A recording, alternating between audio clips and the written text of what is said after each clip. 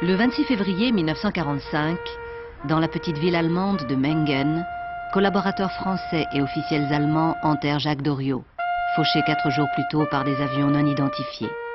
Prières, oraisons funèbres, poignées de terre de la mère patrie jetée dans la tombe, la tradition est au rendez-vous. Mais la peur aussi. Car les chefs de la collaboration présents ici n'ignorent pas qu'en même temps que le leader du PPF, ils enterrent aussi leur chimère et l'espoir de leur retour triomphal en France.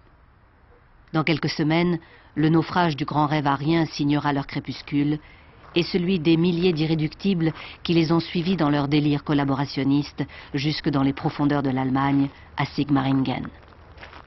Mais pour comprendre comment cette farce, qui avait des airs d'opérette viennoise, s'est achevée en drame wagnérien, il faut remonter quelques mois plus tôt.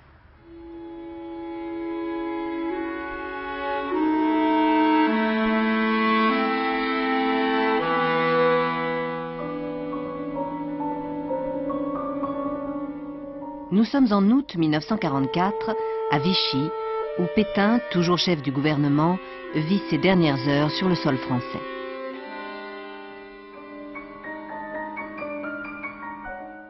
Le point de départ de l'aventure Sigmaringen, c'est évidemment la situation militaire et politique à la libération de la France.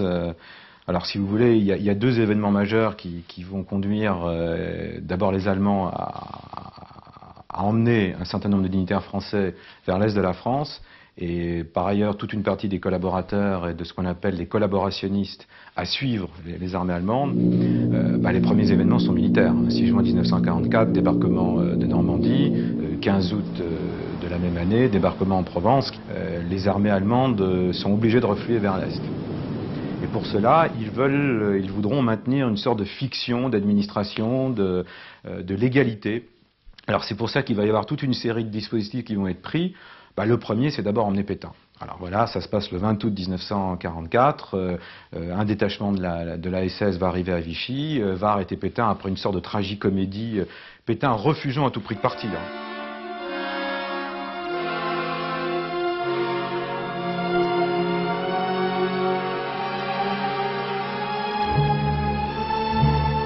Alors ils ont donc enfoncé la porte avec la pince, Monseigneur et des marteaux et tout ça. Et alors là, ils sont allés à la chambre du maréchal, et celui-ci n'a pas voulu sortir, répondait même pas. Alors le capitaine Dettring, qui était avec ces hommes-là, a été chercher le général von Neubrunn pour voir ce qu'il fallait faire. Von Neubrunn a répondu, il n'y a qu'à enfoncer la porte. Alors ils ont enfoncé la porte, et le maréchal a dû... Il n'était pas habillé, il a encore pris son temps pour s'habiller, mais il ne voulait pas sortir, il ne voulait pas partir avec eux. Alors ils l'ont emmené d'office. Bon, on est allé chercher ma voiture au thermal. Alors en même temps, je lui dis, mais j'ai pas de linge de rechange, j'ai rien du tout sur moi, pour nécessaire de la toilette. Il me répond, dans 8 jours, vous serez revenu. J'ai dit, laissez-moi au moins dire au revoir à mes gosses et à ma femme. On dit, c'est pas la peine, dans 8 jours, vous serez revenu. Les 8 jours ont duré 8 mois de Sigmaringen et 3 mois de Fresnes, ça me fait presque un an, quoi. Le départ de Pétain et celui de Laval accélèrent la débandade de Vichy. Ministres et personnalités diverses prennent à leur tour la fuite vers l'Est à bord de leurs voitures officielles, entraînant dans leur sillage les fantassins de la collaboration ou ses têtes d'affiche. Après Céline, déjà réfugiée à Baden-Baden, Lucien Rebattet, Jean-Hérold de Pakis, Corinne Lucher, l'actrice, fille de Jean Lucher, Robert Le Vigan, rejoignent l'Allemagne nazie. Ils seront suivis par des milliers de miliciens qui obéissent à l'exhortation que leur adresse à la radio le 16 août 1944 leur chef Joseph Darnan. J'exige de tous les miliciens et francs-gardes une absolue discipline, la discipline joyeuse du militant devenu soldat. Je suis à votre tête et je serai désormais près de vous, parmi vous pour cette dernière lutte qui, j'en suis sûr, nous conduira à la victoire. Le 9, le convoi dans lequel j'ai été mis, n'est-ce pas, a passé la frontière à notre immense surprise. Une frontière, nous avons été encerclés par les Allemands, mais ça avait été combiné, évidemment, la frontière d'Alsace. Et le 11, je suis arrivé au fameux camp du Struthof, dont on a beaucoup parlé, où il semble qu'il y ait eu une dizaine de milliers de morts. Alors, en face de nous, dans ce camp, se trouvait des prisonniers que nous n'imaginions pas du tout, n'est-ce pas, que c'était des déportés. On nous a dit, ayez quand même le minimum de contact avec eux, parce que, nous avertissons, ce sont des prisonniers de droit commun ou bien des pédérastes. Alors, suivant l'étiquette qu'ils avaient derrière, la marque qu'ils avaient, n'est-ce pas, derrière leur veste, on pouvait les distinguer comme ça. Clin d'œil tragique de l'histoire. Pendant une semaine, miliciens et prisonniers se côtoient dans l'enceinte du camp de concentration du Struthof, où périrent entre 10 et 15 000 déportés. Le 13, le chef de la milice, Joseph Darnan, n'est-ce pas, nous a réunis en dehors du camp, dans une... Bon. Et il nous a donc, entre autres, annoncé, parce que ça c'était pour moi quelque chose qui était quand même très important, et il nous a dit, jamais vous ne passerez, n'est-ce pas, le Rhin, et jamais vous ne porterez l'uniforme allemand. Et le 14 au soir, c'est-à-dire le lendemain du discours, n'est-ce pas, de Joseph Darnan, nous embarquons dans des camions, et nous passons le Rhin, et dans la nuit du 14 au 15, nous arrivons au lever du jour à Sigmaringen.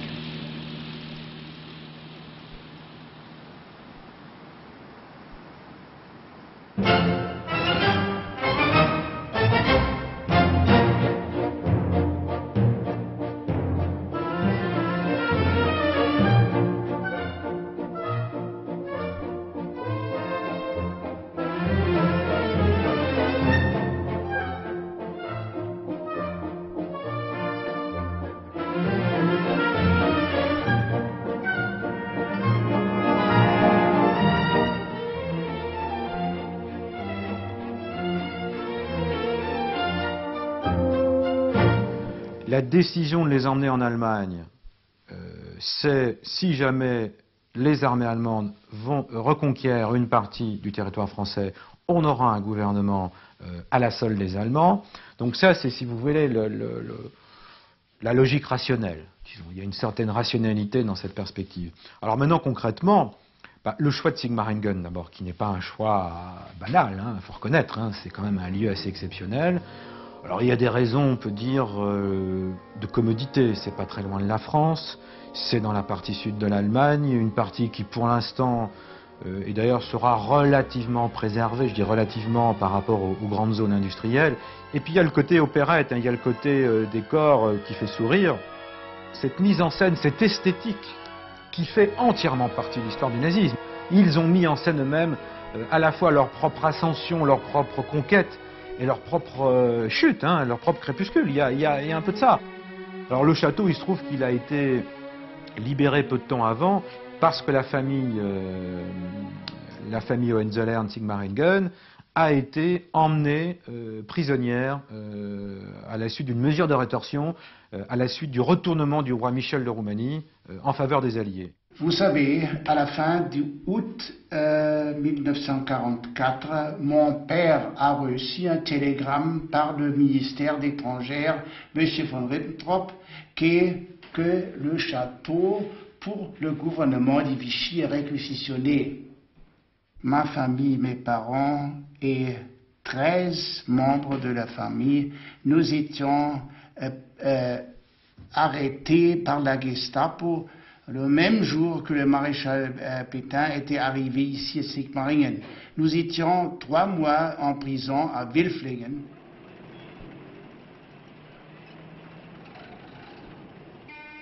Va se constituer à Sigmaringen une micro-société, avec ses règles, ses frontières, ses divisions sociales, ses divisions politiques.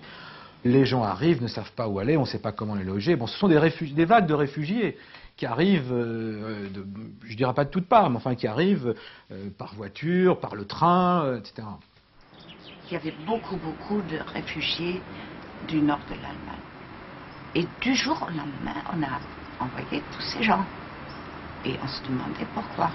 Et c'était à cause des gens de Vichy qui arrivaient en ville. Für Sigmaringen, eine ruhige Kleinstadt, war natürlich der Einzug der französischen Exilregierung ein exorbitantes Ereignis, das man eigentlich eher in Berlin erwartet hätte, aber nicht hier in diesem ruhigen Winkel. Und so ist es natürlich klar, dass es für junge Menschen ganz besonders bewegend und aufregend war, hier etwas ganz Neues zu sehen. Wir waren ja im Hitlerstaat irgendwo zu Disziplin und Uniform tragen und was weiß ich was alles motiviert und erzogen worden. Und nun kam auf uns eine völlig neue Bevölkerung zu, deren Lebensart wir in irgendeiner Weise bewunderten.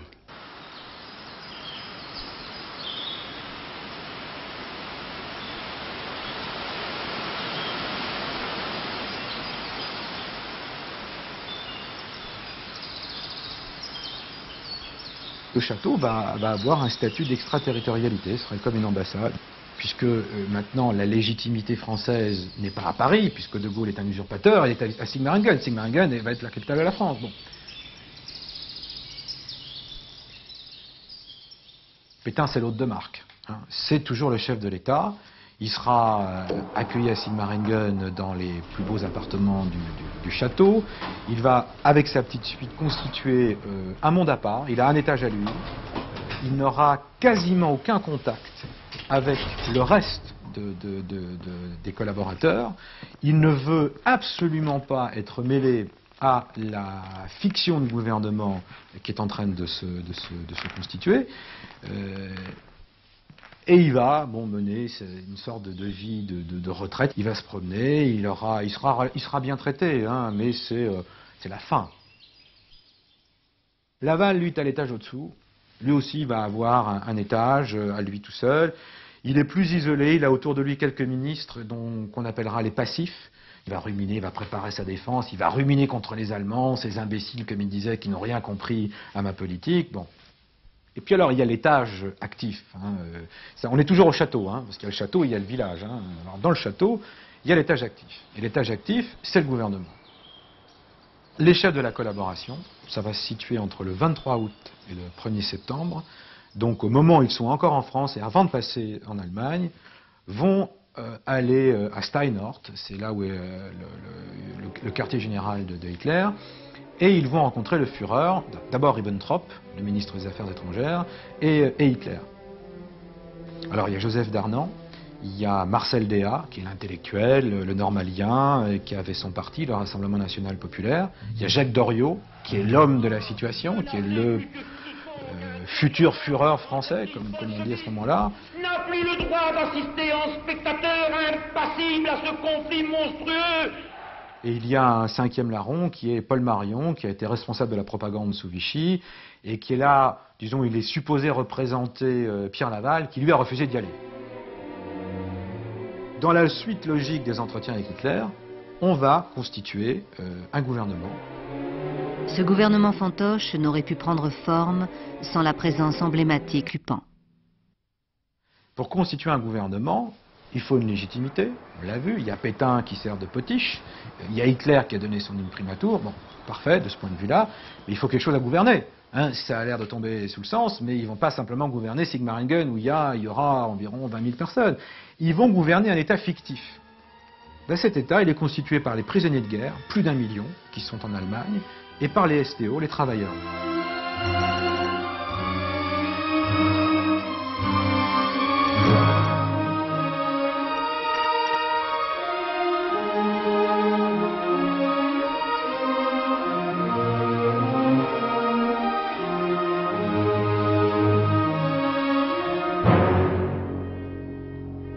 On va attribuer à Déat, Marcel Déat, qui est tout sauf un homme de gouvernement.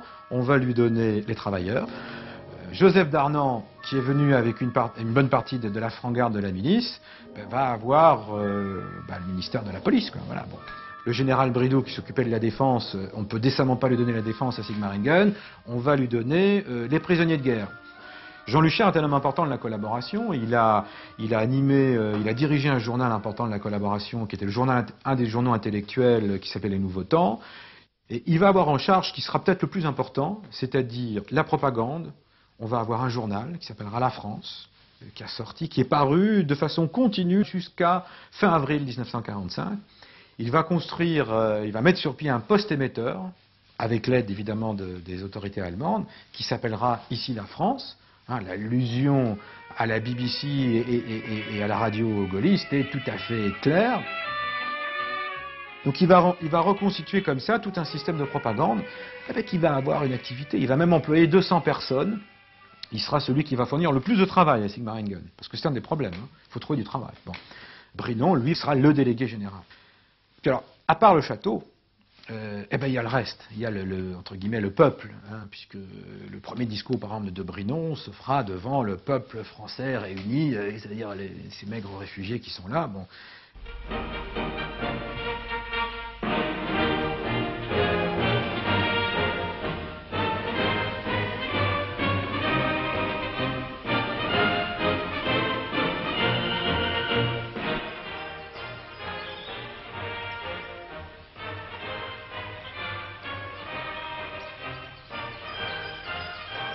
Nous avons relevé la garde allemande au château des Hohenzollern le 1er octobre 1944. Et nous avons donc monté le drapeau. Le drapeau français a été hissé, n'est-ce pas, au sommet de la plus haute tour, n'est-ce pas, du château des Hohenzollern. Nous avons relevé la garde allemande. Et à l'occasion donc de cette journée-là, grande manifestation, on a défilé dans les rues de Sigmaringen. Les membres, n'est-ce pas, de la garde qui allaient relever la troupe allemande avaient été en gants blancs. Enfin, c'était toute tenue absolument impeccable. Et de Brinon, n'est-ce pas, prend la parole. Compatriotes français, mes premières paroles exprimeront notre reconnaissance au Führer, qui a marqué lui-même que sur la terre du Grand Reich allemand, tout entier tendu vers l'effort de guerre, les Français qui travaillent pour leur patrie demeurent en France. C'est avec joie que nous trouvons dans ce geste la justification de nos espérances, la confirmation de notre foi politique et une sereine confiance dans l'avenir. Nous sommes ici à côté du maréchal, seul chef légitime de l'État français. Lorsque les vagues de réfugiés arrivent à Sigmaringen, ils vont être logés souvent chez l'habitant. Et parfois même, ils n'auront pas le choix. Hein. Les habitants de Sigmaringen, certains en tous les cas, seront obligés d'accueillir chez eux des miliciens. Ils avaient très peur des miliciens françaises. Ils avaient très peur parce que l'image de marque de la milice, quand bien même elle est une force qui collabore avec l'Allemagne, donc avec eux, entre guillemets, a déjà une réputation sanguinaire qui est quand même en grande partie justifiée. Hein. C'est, encore une fois, les massacres commis par la milice dans les dernières semaines de l'occupation sont absolument épouvantables. C'était tout à fait normal qu'on avait peur que les Français qui étaient chez nous dénoncent. Comme anti-allemand, anti-nazi, chez nous, il y avait, sur l'étage, il y avait un journaliste. D'ailleurs, ça m'est revenu cette nuit, je crois, il s'appelait Alex, monsieur Alex. Et dans une autre chambre, il y avait la femme d'un milicien, mais qui n'était pas jeune, hein, c'était pas quelqu'un de très jeune, avec leur fille, et la fille, elle pouvait avoir 17. Voilà, alors ça, c'était que sur l'étage de mon grand-père. C'était déjà 3 personnes.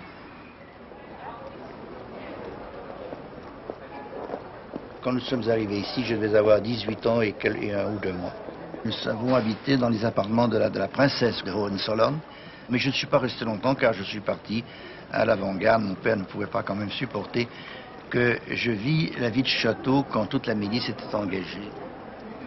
Il y avait une guérite là, voyez-vous, juste où les jeunes filles arrivent, il y avait une guérite dans laquelle je m'abritais. Alors je montais je faisais comme tout le monde, les 100 pas. Les 100 pas, et on présentait les armes quand il y avait une personnalité qui arrivait. On avait le mousqueton, le casque un casque avec une visière en cuir, c'est-à-dire c'est les tanks en France, oui. Et voilà, on faisait notre petit service ici. Et c'est là que je saluais. J'ai dû saluer d'ailleurs le maréchal Pétain. J'ai vu, me semble, une fois, Laval certainement, et alors mon père surtout, il était tellement ému.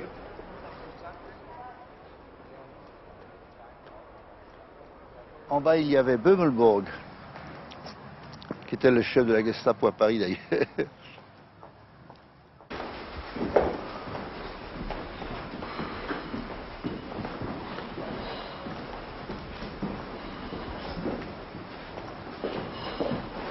il y avait ce salon, cette pièce-là, et la fameuse chambre octogonale qui était où je venais, quand j'étais en perme, je venais faire un tour.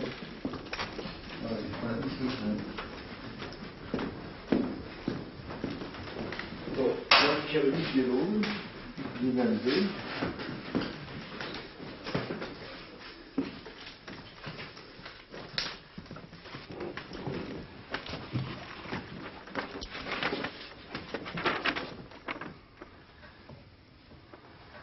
Il manque la neige et le... Nous ne faisions pas de calcul. Nous nous rendions compte, évidemment, il n'y avait qu'à regarder la carte et lire les journaux où que le front avançait, se rapprochait, mais nous n'avions pas une dimension temporelle de tous ces événements. Nous vivions un peu cloîtrés dans notre... Non, ça n'assombrissait pas le quotidien.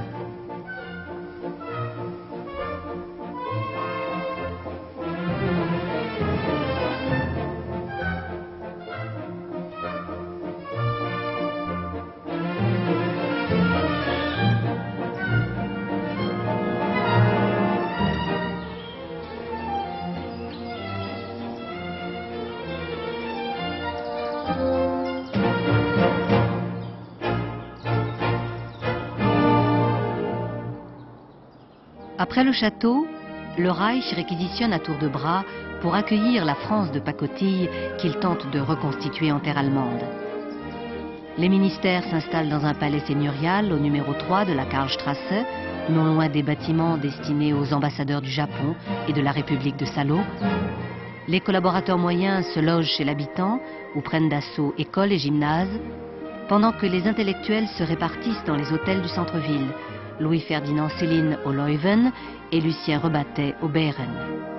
Quant aux miliciens, chevilles ouvrières de la collaboration, ils se trouvent relégués dans des camps à la périphérie de la ville. Nous avons occupé à Sigmaringen un camp que nous laissaient les jeunesses hitlériennes.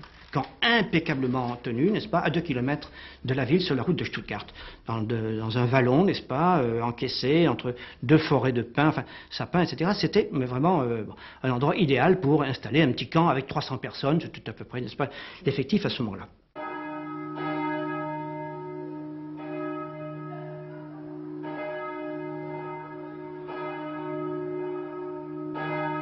Die sind reingekommen, mein Mann hat sie vorgeladen, ne, dass sie das Haus beschlagnahmen und das ganze Haus ist belegt worden. Und so von dem Tag an haben wir nur noch Franzosen bewirtet. Ne.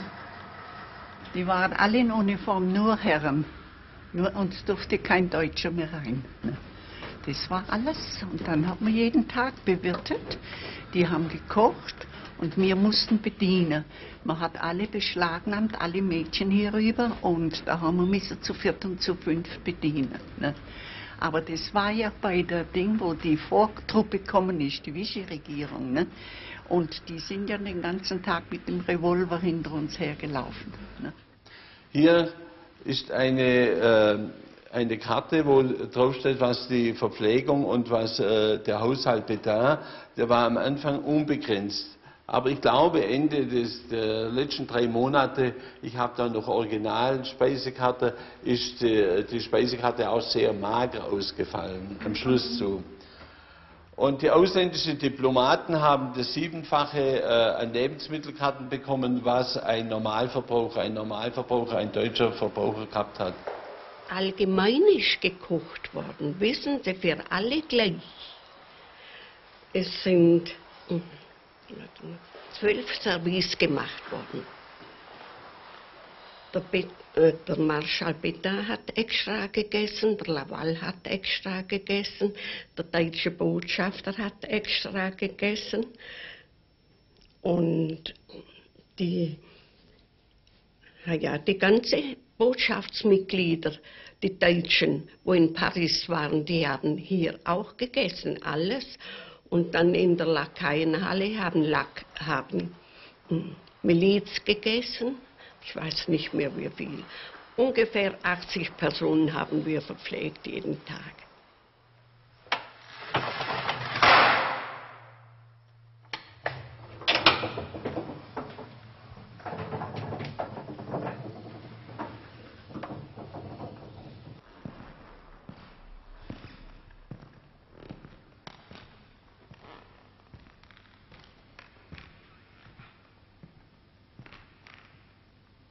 était bien installés. Nous étions au-dessus, dans les combles. Mais c'était des champs potables, quoi, convenables. Nous étions à 2.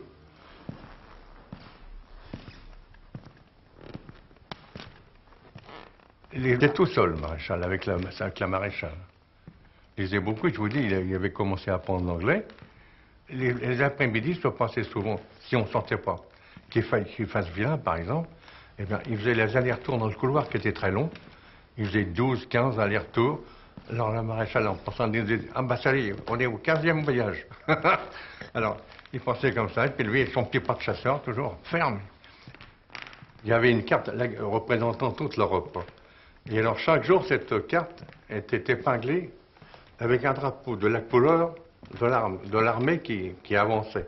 Alors, il y avait le drapeau américain, anglais, je crois même il y avait un Australien, ou un Canadien, et un Français. Et chaque jour, la carte était pointée, les avances des Alliés. Quand nous sortions l'après-midi, il fallait téléphoner à 2h, 2h30, pour que la Gestapo vienne nous prendre en compte. Alors là, nous allions au parc du château, qui était à quelques kilomètres, et naturellement, on passait 1 heure, 1h30, 2 heures. Ils marchaient, soit avec le général Debnay, soit avec l'amiral Bléau, soit avec la maréchale, mais jamais un de la Gestapo. La Gestapo était derrière, ils étaient 2. Il y avait Détring et le lieutenant Müller.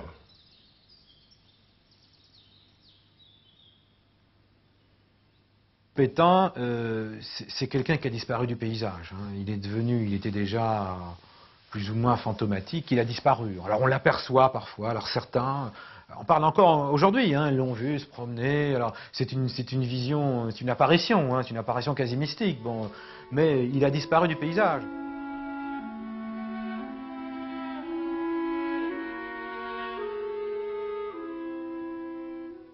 Laval va d'abord, on va très peu le voir dans le château, il sera reclus dans ses appartements, et puis à un moment il va, par mesure de rétorsion, va être fait prisonnier, alors il l'est déjà, il va être emmené ailleurs, il va être emmené à Wittflingen, qui est pas loin de Sigmaringen.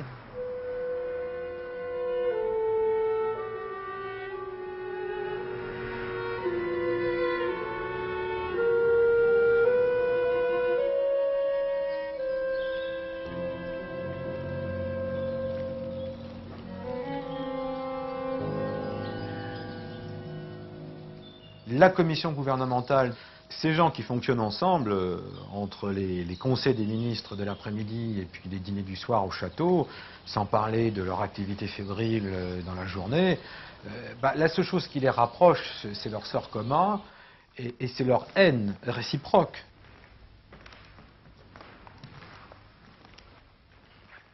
Si on reprend la construction imaginée avec Ribbentrop et Hitler, de Brinon devait préparer l'avenue au pouvoir de Doriot.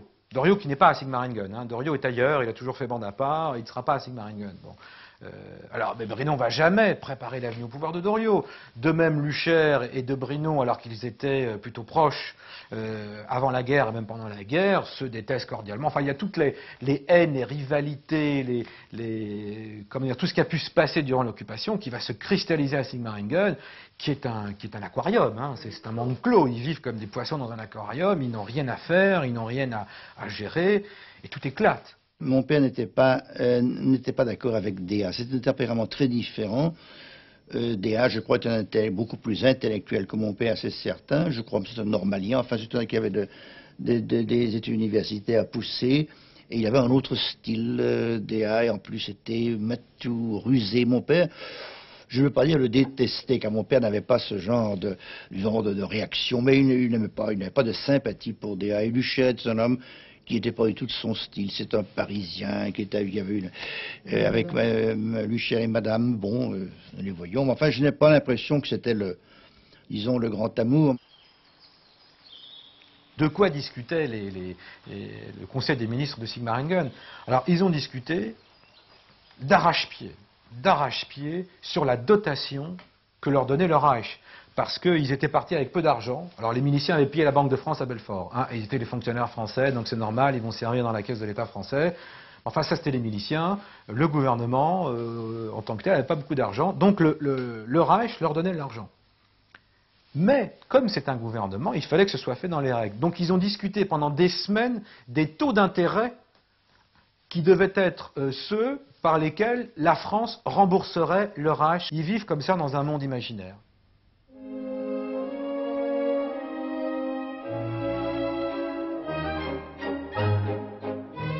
Monde imaginaire, fantasmagorie, illusion. Les expressions manquent pour qualifier la fuite en avant dans laquelle se sont engagés les réfugiés de Sigmaringen et surtout leur gouvernement. Alors qu'autour d'eux, l'Allemagne est réduite en cendres, que le chaos les encercle, imperturbable, celui-ci gère, décrète, décide, arbitre et organise même pour le petit peuple oisif, jeux et divertissements.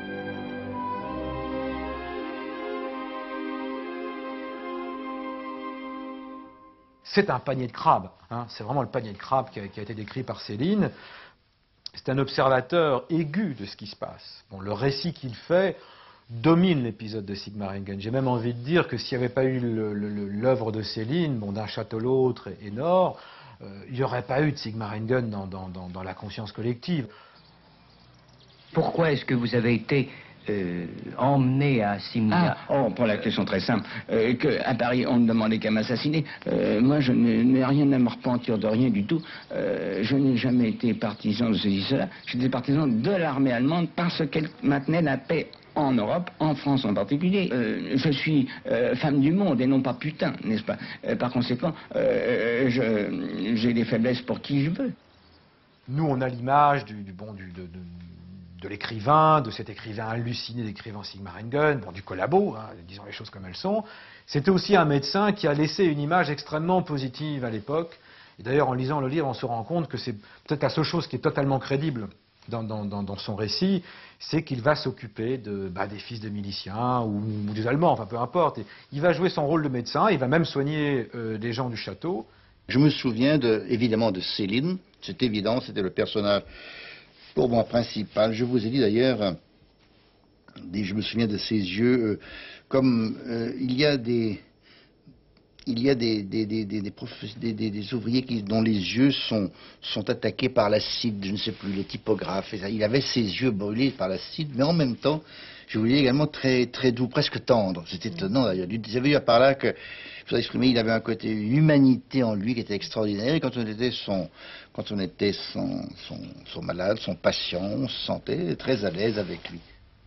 Ich war damals 13 Jahre alt und ich muss sagen, wir haben damals keine Schule mehr gehabt, wo die Vichy-Regierung nach Sigmaringen kam, und habe hinter dem Rathaus gewohnt. Und da bin ich ganz in der Nähe im Hotel Leven zusammen aufgewachsen mit einem Freund, dem seine Mutter war die Schwester von der Wirtin von Hotel Leven. Und durch das kamen wir sehr viel in das Hotel rein und da kamen wir oft mit Céline zusammen. Und wir haben noch ein Erlebnis gehabt, da haben wir eine kleine Pistole gehabt und da haben wir 9 mm Munition gehabt und kein 6 mm, da haben wir die mit Gewalt mit 9 mm reingedrückt und dann ging die Pistole los und ein Durchschuss von meinem Freund Gerhard in der Hand. Und da haben wir das mit Taschentüchern verbunden und sind dann zurück ins Hotel Leven und da kam schon Céline. Céline hat ihm sofort die Hand verbunden und hat ihn ins Krankenhaus gefahren. Es war ein glatter Durchschuss. Es war also damals eine ganz aufregende Geschichte, wo ich nie vergessen habe. Céline, je voudrais vous poser une question. Pourquoi est-ce que vous avez fait paraître ce nouvel ouvrage, D'un château l'autre? En faisant paraître un ouvrage qui est malgré tout assez public, puisqu'il parle de faits bien connus et qui intéressent tout de même les Français, puisque c'est une petite partie, toute petite, mais enfin quand même, une petite partie de l'histoire de France. Je parle de Pétain, je parle de Laval, je parle de Sigmaringen. C'est un moment de l'histoire de France, qu'on veuille ou non. Il peut être regrettable, on peut le regretter, mais enfin, c'est tout de même un moment de l'histoire de France. Ça a existé, et un jour on en parlera dans les écoles. Parmi tout ce petit monde d'émigrés, il y a beaucoup d'inactifs, il y a beaucoup de gens qui cherchent désespérément un emploi. L'UCHR, par exemple, à la propagande, va fournir des dizaines de certificats d'emploi. Bon. Et puis il y a des intellos, hein, enfin excusez-moi, des intellectuels, bon, de vrais intellectuels après tout, qui ont animé des revues qui avaient pignon sur rue sous l'occupation, Les Nouveaux Temps, Je suis partout, etc. Eh ben, ils continuent à écrire, ils écrivent notamment dans le journal La France. Ils vont même publier un manifeste des intellectuels français en Allemagne. Ils font des pétitions pour défendre, évidemment, le principe de la collaboration, pour se justifier, pour dire que les intellectuels aussi, s'ils ne prennent pas les armes, conservent la plume pour lutter contre le bolchevisme. C'est pour ça que, par exemple, ce qui alimente le plus les discussions, c'est les rumeurs. À Sigmaringen, le sort commun abolit les clivages sociaux. Intellectuels et collaborateurs moyens y vivent d'espoir et de rumeurs. Les rumeurs nourrissent l'espoir et vice-versa. Reprises et amplifiées jour après jour par le journal La France, les rumeurs concernant les fameuses armes secrètes allemandes destinées à leur ouvrir une voie royale vers Paris entretiennent pour un temps leurs illusions communes. À la suite du V1 survient le V2. Durant 3 ans, les essais se poursuivent fiévreusement dans les régions interdites de l'Allemagne du Nord. Le V2 est chargé d'une tonne d'explosifs. Il s'élève à plus de 60 km de hauteur. Sa vitesse est considérablement supérieure à celle du son. Vous allez assister à un départ de V2 filmé à l'extrême ralenti.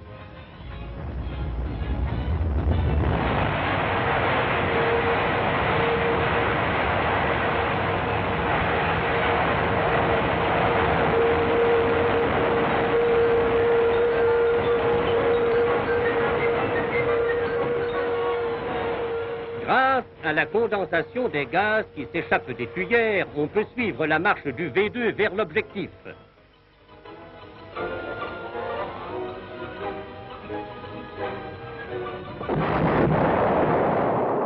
Et tout d'un coup, toutes les rumeurs les plus folles vont trouver un début de réalisation lorsque, c'est le 16 décembre 1944, on apprend par la radio que le maréchal von Rundstedt a entamé une contre-offensive sur le front des Ardennes, stoppant l'avance des armées américaines.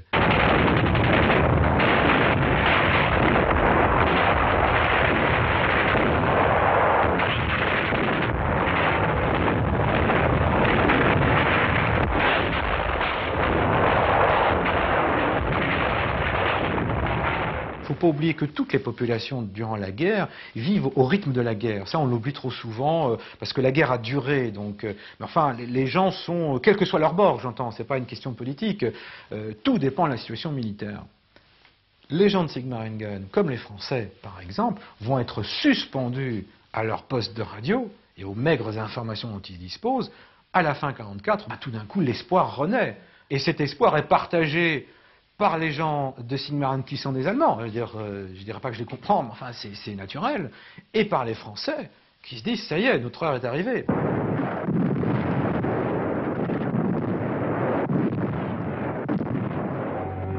Mais pour les maîtres du Troisième Reich, la bataille d'Alsace est une bataille politique qui doit être gagnée à tout prix.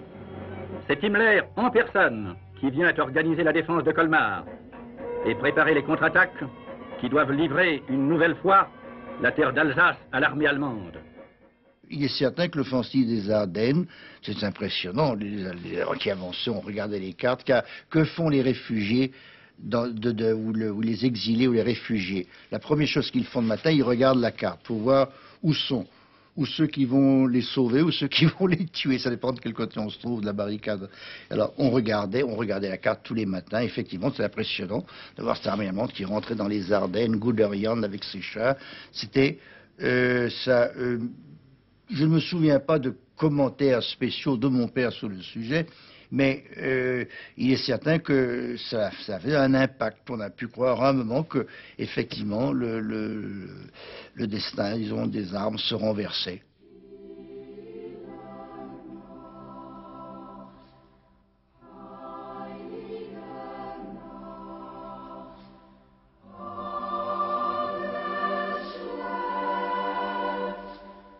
En ce Noël 44, la contre-offensive des Ardennes est le plus beau cadeau dont puissent rêver les collaborateurs.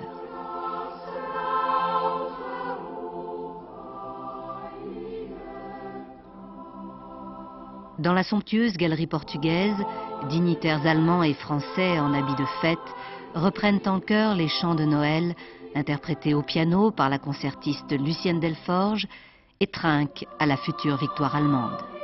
L'espoir triomphe de nouveau.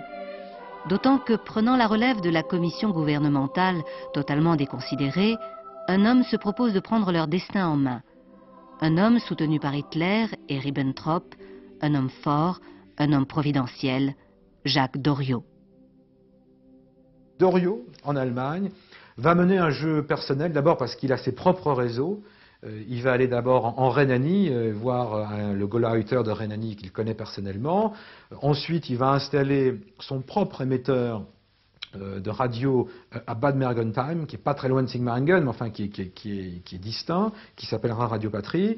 Et enfin, il va installer son journal, qui est Le Petit Parisien. Le Petit Parisien de l'avant-guerre, un des plus grands journaux, un des plus grands quotidiens de l'avant-guerre, qui était le journal du parti, un des journaux du Parti populaire français, va avoir son édition allemande. Il sera à Constance. Doriot menant son jeu à part. La commission gouvernementale dirigée par Debrinon et les autres collaborateurs menant son jeu de l'autre côté, on finit par faire une sorte de modus vivendi, acceptant la mainmise de Doriot, qui est encore une fois le seul qui a une certaine carrure politique susceptible de fédérer tous les collaborateurs en Allemagne. Et donc on va sceller la création de ce comité français de libération par une rencontre physique, puisque Doriot n'a jamais mis les pieds à Sigmaringen, entre Doriot et puis les gens de la commission gouvernementale. Et Doriot va prendre la voiture pour rejoindre Sigmaringen. Il doit les rencontrer en principe à Mengen. Et il va être mitraillé sur la route qui le mène à Mengen.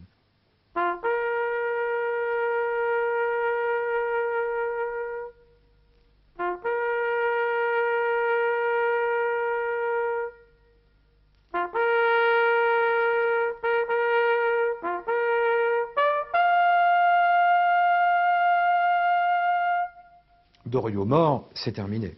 C'est terminé parce que Debrinon, qui est tout sauf un personnage charismatique, n'a pas les moyens de fédérer lui tout seul ses énergies. Nous sommes le 22 février 1945. Quelques semaines après, les Alliés vont franchir le Rhin et c'est terminé.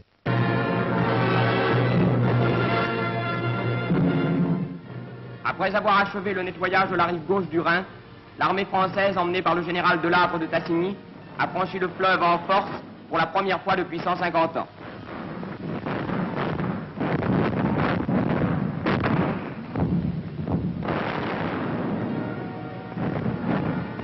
C'est le 31 mars à l'aube que s'effectue le premier passage. D'autres suivent aussitôt. Opération audacieuse, exécutée avec des moyens de fortune dans de petits canots à moteur sans blindage, presque des barques de promenade. Quand nous avons traversé le Rhin, nous avons passé la forêt noire sans aucune opération, pratiquement, jusqu'à Freudenstadt, où notre division a eu ses premiers contacts avec l'armée allemande. L'objectif, c'était d'occuper Sigmaringen avec les gens qu'on y trouverait.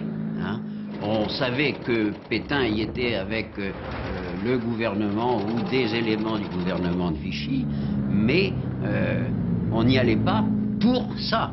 C'était un objectif territorial, je dirais. Il s'agissait de détruire l'armée allemande. La fin de Sigmaringen, c'est aussi un moment important. Tout ça se déroule sur fond d'écroulement final du Reich.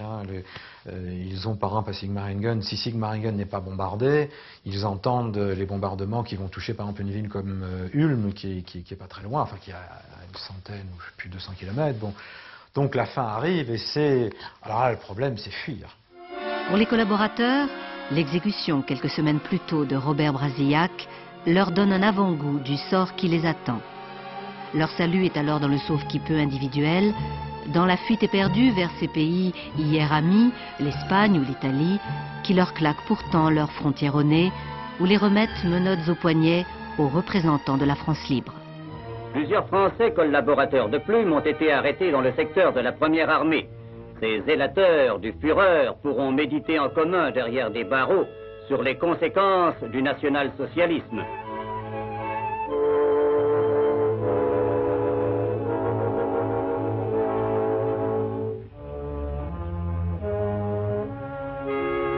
Quelques miliciens vont reprendre eux aussi le chemin du pays auquel ils ont tourné 2 fois le dos.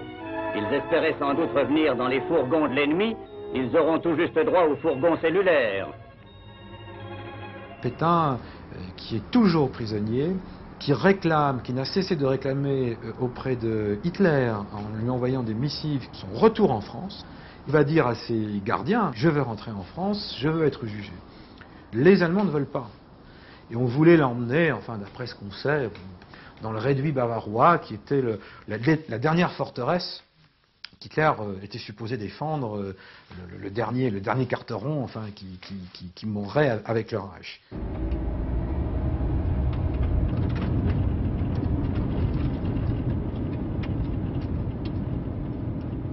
Nous sommes partis de Sigmaringen le 21 avril 1945. On devait partir à 6 heures, mais nous ne sommes partis qu'à 8 heures. La Gestapo était en retard, pour une fois, je ne sais pas ce qui s'est passé. Et nous sommes partis direction Bregenz. Et quand on est rentré à Sigmaringen, bon ben, il y a eu on a vu quelques Allemands qui couraient de droite et de gauche, mais il n'y avait pas de résistance organisée. Et moi, je suis parti droit sur le château, hein, avec mon peloton, et je suis arrivé devant le château, sur le perron. J'ai fait monter une automitrailleuse juste en face de la porte du château, en bas de l'escalier de l'époque, hein, pour regarder ce qui allait se passer. Moi, j'étais prêt à tirer un coup de canon dans la porte si elle ne s'ouvrait pas assez vite. La porte s'est ouverte, et j'ai vu un espèce de grand monsieur habillé tout en noir, avec un chapeau noir, hein, qui était un espèce de concierge, majordome et tout ce que vous voulez, et qui avait pris un air très étonné, hein, en disant « Qu'est-ce que vous désirez hein ?» Alors moi, je l'ai poussé, écarté de la main, je suis rentré, et je lui ai dit ben, « Je veux voir ce qu'il y a ici, où est Pétain ?» Et il m'a répondu en français. Le maréchal Pétain est parti cette nuit. À midi, on se retrouvait le dos, la frontière suisse, et direction Berchtesgaden. On était en Autriche là, à ce moment-là. Et là, le maréchal n'a plus voulu bouger l'après-midi. Ils l'ont pourtant bousculé. La Gestapo était là. Monsieur le maréchal, on ne peut pas rester ici. Les troupes alliées avancent. Et je lui ai dit non. Je lui ai dit, je ne bougerai pas, il a dit. Et ça fait plusieurs fois que vous me trompez. Et c'est trop. Je ne vous suivrai plus. Mais monsieur le maréchal, mais enfin, on va vous emmener en Suisse. Allez me chercher un diplomate suisse ou un ambassadeur qui me prendront un compte, et là, je vous suivrai, je partirai avec. Alors, il va arriver une chose tout à fait exceptionnelle, c'est que la Suisse, qui en principe, et d'ailleurs sous la double menace des Allemands et des Alliés, va refuser en principe d'accueillir sur son sol des réfugiés collaborateurs, SS, allemands, etc., qui viendraient du territoire du Reich, va accepter pour Pétain. Pétain, c'est quand même une figure prestigieuse, et il est toujours en titre, même si c'est absurde, le chef de l'État français. On est parti à 22h30, dans la nuit, sans lumière, sans rien, et juste, vous savez, les veilleuses qu'il y avait au phare, à ce moment-là, il y avait un trait de lumière. À Bregenz, la gare venait d'être bombardée. C'est arrivé juste après. Et le lendemain matin à 9h, on partait. Encore un bombardement. Ça nous a retardé pour aller arriver en Suisse. À Sainte-Marguerite, nous avons franchi la frontière. Il devait être 9h30, 10h. Alors c'était justement l'anniversaire du maréchal. Alors là, les Suisses ont apporté des fleurs, du chocolat.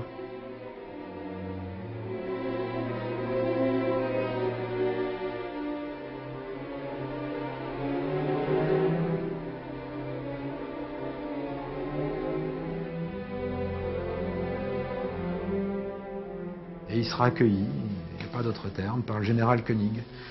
C'est le 28 avril, si je ne dis pas de bêtises, 1945. Là, il y a juste une scène qui est tout à fait symbolique. Général Koenig, le héros de Bir Hakeim. Pétain, c'est une grande gloire militaire. Hein. C'est devenu le chef de l'État collaborateur pour ces gens-là, pour les gens de la France libre. Il refusera de lui serrer la main. Et il va le mettre dans un fourgon.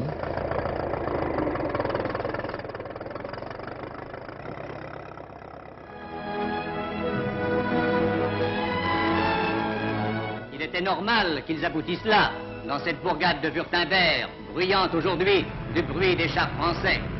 Qu'ils se réfugient ici, dans ce château des Hohenzollern, les hommes qui, par peur, par ambition ou par bassesse, ont trahi la France et les Français. Pétain, de Brinon, Laval, Déat ont vécu dans ces salons naguère fréquentés par Bismarck, où nos soldats ont encore trouvé des journaux imprimés en français, mais écrits en allemand. Le château de la trahison. En marquant ainsi du sceau de l'infamie la dernière demeure des chefs de la collaboration, les premiers reporters de la presse de la Résistance donnent la mesure du mépris que la France libérée nourrit à leur égard. L'escale à Sigmaringen, considérée comme la trahison ultime, et probablement aussi la révélation au grand jour de l'horreur concentrationnaire, pèseront lourd dans les verdicts de la haute cour. Philippe Pétain est condamné à mort le 15 août 1945, puis gracié. Il finit ses jours en résidence surveillée à l'Île-Dieu et y meurt le 29 juin 1951. Pierre Laval est fusillé le 15 octobre 1945. Joseph Darnan est fusillé le 10 octobre 1945. Jean Luchaire est fusillé le 22 février 1946. Sa fille Corinne est emprisonnée, puis relâchée. Fernand de Brinon est fusillé le 15 avril 1947. Marcel Déat trouve refuge dans un couvent italien. Il y meurt de vieillesse en 1955.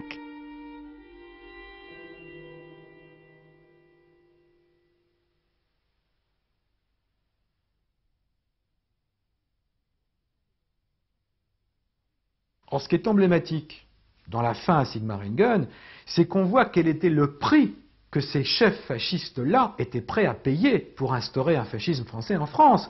Ils étaient prêts à payer le prix du sang, et du sang français, le sang des autres. Alors ils vous disent, oui, mais il y avait les maquisards, oui, mais on a envie de dire, c'est même pas un argument d'historien que j'avance là, c'est un argument de citoyen. Ben oui, mais il y avait les Allemands, hein, qu'on oublie un peu dans l'affaire. Donc à partir de là, l'idée fasciste, l'idée d'un fascisme à la française s'est écroulée. Le fait qu'elle se soit écroulée en terre allemande, à mon avis, est totalement emblématique de la prison dans laquelle s'est enfermé, dès les débuts de l'occupation, ceux qui ont voulu recomposer un fascisme français sous couvert d'une occupation nazie.